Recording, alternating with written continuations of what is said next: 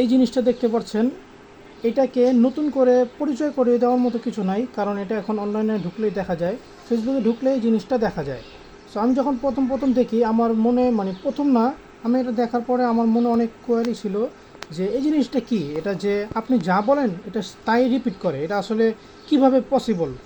যেমন আমি যদি একটা আপনাকে দেখাই, হ্যালো তুমি কেমন আছো, হ্যালো তুমি কেমন আছো,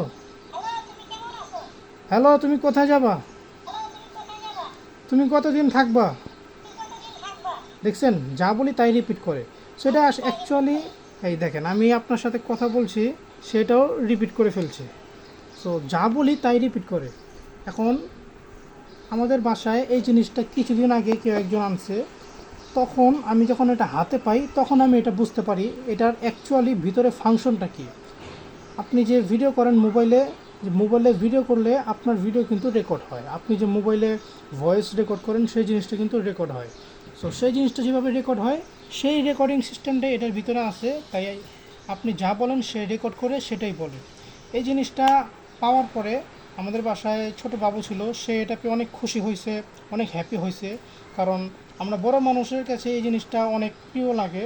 সো ছোটো মানুষটা পেলে তো এটা আরও আনন্দিত হয়ে যাবে। সো সে এটা দিয়ে প্রতিনিয়ত খেলা করে। সো আপনিও যদি চান আপনার বেবিকে বা আপনার বাসার কোনো বাবুকে এই জিনিসটা দিতে, কোনো বাবুকে এই জিনিসটা গিফট দিতে, তাহলে আপনি এই জিনিসটা আপনার বাবুকে গিফট দিতে পারেন, কারণ বাচ্চারা এটা পেয়ে খুবই খুশি হবে।